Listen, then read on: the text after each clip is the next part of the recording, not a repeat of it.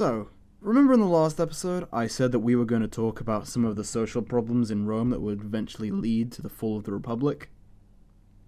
I lied! We're going to talk about Ooga Booga Horse Boys.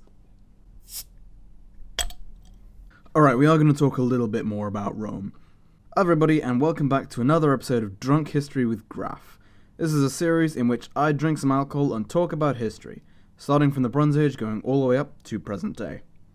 In the last episode, we saw Rome conquer Greece, and completely and utterly salt Carthage into the fucking ground. In this episode, we're mostly going to be looking away from the main civilizations of the world, and towards the barbarians, because they actually start becoming quite prominent in this time. This is when the barbarian problems really start. For everyone. Okay, so in the last episode, the map looked like this. Rome conquered Greece, and conquered Carthage, and taken over almost all of Mediterranean shores. The Hellenistic states of Macedon and the Greek leagues were dead. Pergamon's still there. The Seleucids are still there. Ish. And the Egyptians are still there, although they're hanging on by a thread. Rome, though, was still suffering quite badly from the effects of the Second Punic War. In the last episode I gave a brief overview. I didn't quite get to the nitty-gritty of exactly the kind of problems that this caused, though. See, when the rural Romans sold their small holdings and moved into the city, this created a massive poor underclass in the cities. Their population boomed, and the economy wasn't ready to support everyone. So what Rome had to do was they had to start off what eventually became one of the biggest early forms of welfare system in history, called the grain dole. And this only fueled Roman expansionism further, because Rome did not have enough farmland to produce food for all of these people who were unemployed. So they had to start importing vast quantities of grain from Egypt, because, as I mentioned in the very first episode of the series, Egypt has the Nile, which is an extremely predictable river, and has some of the best farmland even to this very day. But this massive underclass of poor, urban people would prove to be a massive social problem to Rome in other ways. An example would be that without any of their land, many of them wanted that land back. They just sold it because it was fucked. And they didn't realize the social problems that selling it would cause. It became very easy for populist politicians to rile up the masses into mobs, who could then quickly turn into lynch mobs for politicians. Some of the most notable of these were the Graf brothers, who were a pair of populist politicians who came one after another, who attempted to try and get some redistribution going. You see, in Rome there was a law that when they captured new territory, the farmland of this territory would be distributed to the people. However, after the growth of the latifundia in Italy, a lot of these big powerful landlords would end up taking huge amounts of this new land for themselves, because they were just powerful enough to do this. And there had been laws enacted to try and prevent this, to prevent people from being able to take this much. But because these latifundia landlords were so powerful, they would often just blatantly ignore the laws, and in the few occasions in which they would be enforced, they would apply for the grants to these lands under fake names of people who didn't really exist. Or they would send family members or family friends to do it in their stead, who would then immediately turn it over to them. The Graf brothers, among other things, attempted to campaign to stop this, to properly enforce these laws, and to retroactively enforce them on the past, in order to take away the land that had been unlawfully seized by the Roman aristocracy, and give it to the Roman people instead. Their methods doing so were not particularly legal and very dubious. I'll put it on screen a little bit more, I can't quite remember at the time. Drunk editor Graf will do that for you. This eventually ended up with them being murdered and their bodies dumped into the Tiber River. So you can kind of see the problem that's going along with this. Additionally, the slaves started to become a massive population within Rome, just as they had been in Sparta. The Romans were initially a lot less willing to discipline the slaves in the way that the Spartans did. The Spartans would cull the most motivated slaves in a yearly ritual to stop slave revolts. The Romans, however, suffered 3 massive slave revolts called the Servile Wars, and they happened in 135, 104, and 73 BC, respectively. The Third Servile War being by far and away the biggest, which was led by one Thracian slave called Spartacus, who you might have heard of. In 133 BC, the last king of Pergamon left the kingdom to Rome in a will. The reasons for this have been debated, but it's likely due to him believing that Roman conquest was inevitable and that he should spare his people the horrors of war and instead just give it over to the Romans. The Romans weren't actually ready to take on this territory yet, so they refused to take it, and soon a native revolt put a new dynasty on the throne, which was particularly anti-Roman due to the will, and so war was declared in 131, which eventually resulted in the Romans conquering the entire thing. So they ended up with it anyway. So there goes Pergamon. Now I have to have a look at the Seleucids. You might have noticed in the previous episodes, there was a group called the Parthians on the sort of the northeast fringe of the Seleucid Empire. Well, they had an independent kingdom up there. Part of their peoples were spread throughout Seleucid territory, but this independent Parthian kingdom was starting to become a lot more powerful and starting to take a lot of territory away from the Seleucids in a war. Wars which the Seleucids couldn't keep up. Now, I have to take some time to explain exactly who the Parthians were. Now remember I think it was the second episode, I described how the Persians once upon a time were a nomadic tribe that had moved from somewhere in Central Asia to where they live now in Persis. And once in Persis, they settled down and became a sedentary, civilized people. The Parthians were the Persians who decided not to do this. They're essentially a time capsule as to what the Persians looked like in the year 900 BC, having changed little in the intervening time. And now I have to talk about nomadic life. Because I think people have sort of a vague idea of what a nomad is. Most people around me, their idea of a nomad comes from the local gypsy that moved their fucking caravan into a field and filled it with trash. So I have to dispel some myths, get some things settled. Originally, humans were hunter-gatherers, and they lived a nomadic lifestyle, because staying in one place for any particularly long amount of time would deplete the animal reserves of the area, so they'd have to follow the animals. However, around 9000 BC, farming was invented, basically the agricultural revolution, as it could be called, and huge communities of humans settled down in one place to tend to plants, which they would then later eat. Farming allowed huge amounts of people to be concentrated in small areas, which allowed them to fend off their hunter-gatherer kin. In a lot of places, farming and agriculture became meta. It became the most effective tactic available. However, there are places in which nomadic lifestyles remained meta. A lot of people think when they think of inhospitable territories, they think of deserts, huge mountains, tundras. But what they don't often think of is the steppe. A vast, endless sea of grasslands as far as the eye can see. Not a single tree in sight. And just as the agricultural revolution was happening, so too was the animal husbandry revolution, which allowed humans to take care of small communities of animals, most notably goats and sheep, which would be raised for their wool and for their milk, as well as cows, yaks, and the like. And so the lifestyle developed that a human or a few humans would live in a tent made out of entirely animal materials, because there is no material on the steppe other than animal material, and they would have their flock in a single area, and once that flock had destroyed all of the local grass, they would move on to the next patch, and so on and so on. And that is what nomads are like. Because of their environment, having to live out on the steppe where there are wolves that might potentially attack their flock, every nomad needs to know how to ride a horse and to shoot a bow.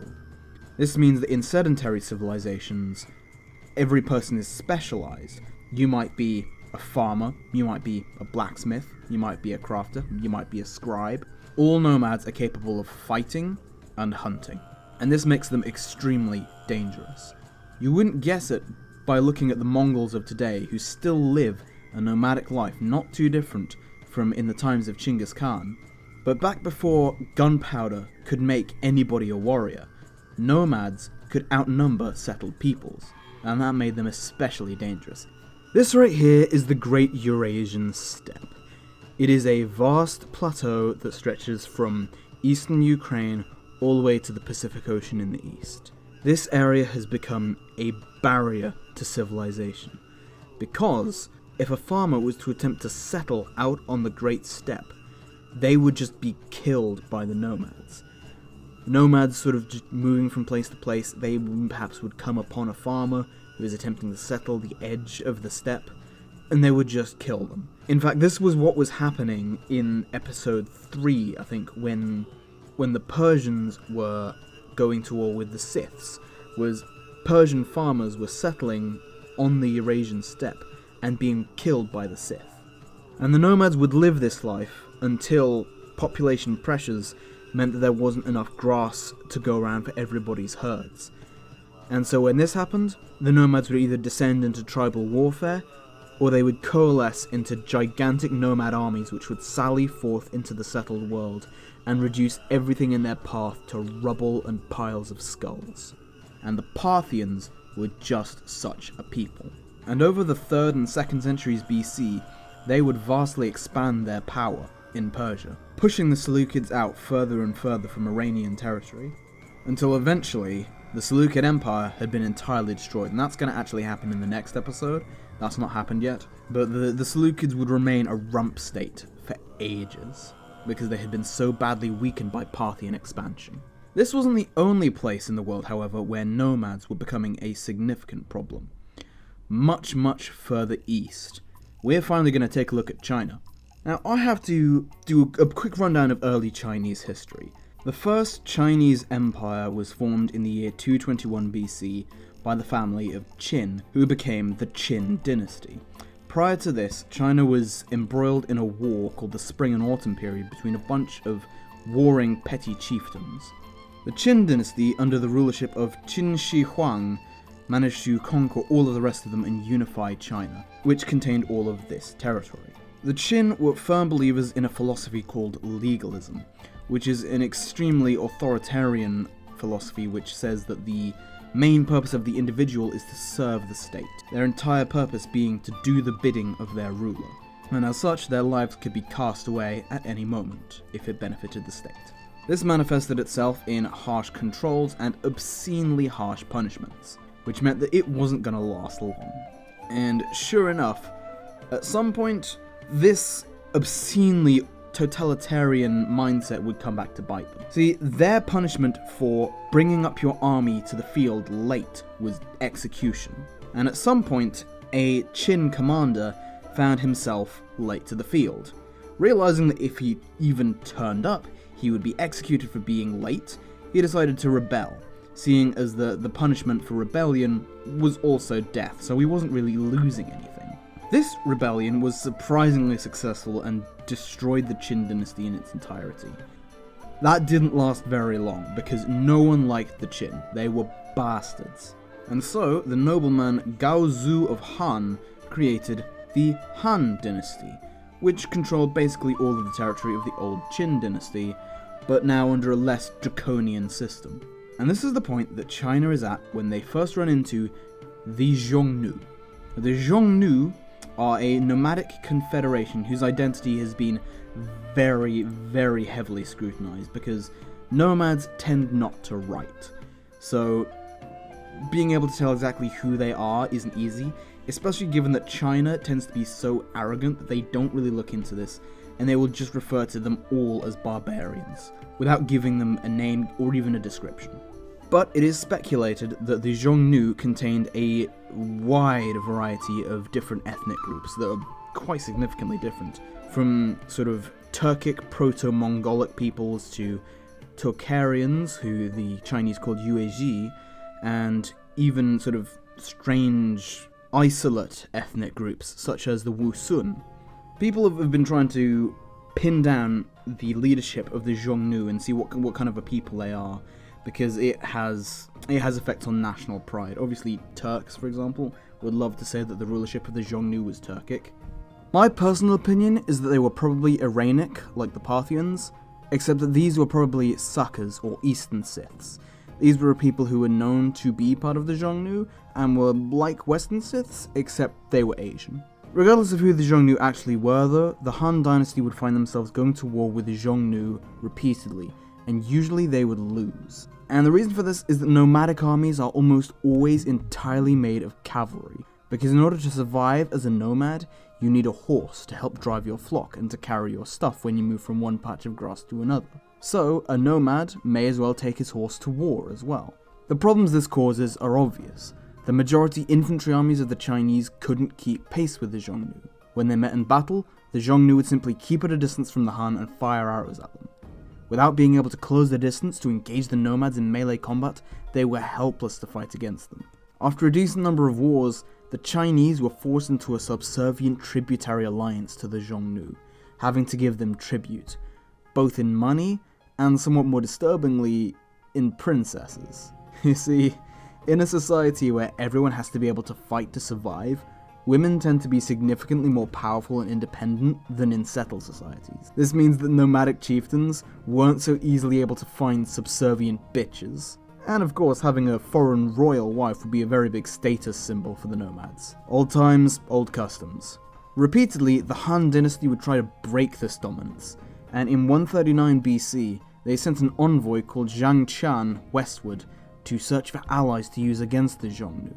And they found the Yuezhi, a nomadic Indo-European isolate branch who we call the Tocharians. The Yuezhi were not interested, but they did allow Zhang Qian to move through their lands further westward to search for other allies. After passing through the Yuezhi's territory, Zhang Qian found himself in Bactria.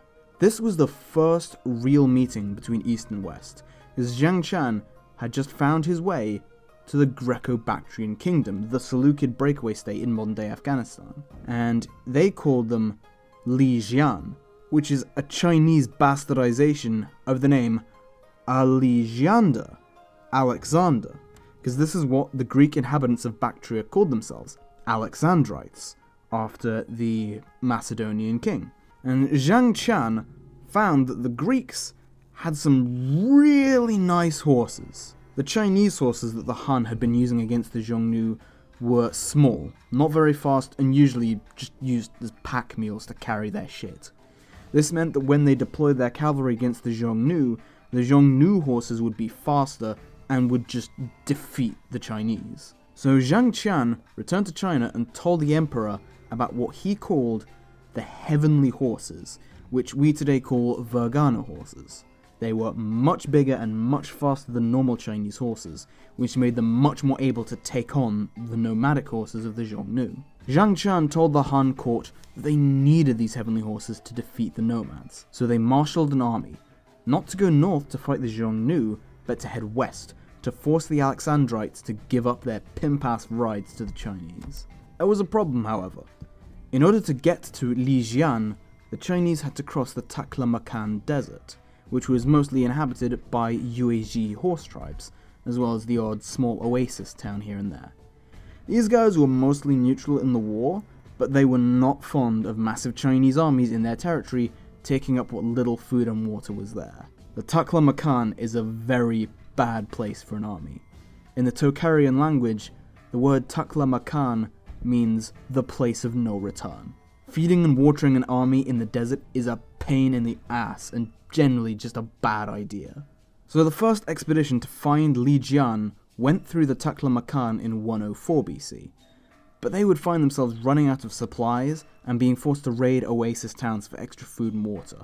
But sometimes, these oasis towns defeated the Han, so they had to retreat back to Han territory. Another expedition was mounted in 102 BC, and this one was much more successful. In fact, for this second expedition, the Han hired 2,000 Wusun mercenaries. Now, you'd think if they could do this, they would just buy nomad horses off the Wusun, but evidently the Ferghana horses were just that much better that it made this reckless journey worth it. So the Chinese crossed the Taklamakan without any serious incidents, and found themselves at the town of Alexandria Escite, or Alexandria in the east, the capital of the Greco-Bactrian kingdom. And they demanded that the Alexandrites pay 60 horses as tribute, which would then be brought back to China and used as breeding stock to make a fuck-ton more horses. The Greeks refused, and the city was put to siege. Not too long into the siege, however, a pretender to the Greco-Bactrian throne betrayed the city and threw open the gates on a promise that the Chinese would appoint him as governor of the city after it fell. And so was destroyed the Greco-Bactrian kingdom. All of the horses were seized and taken back to China.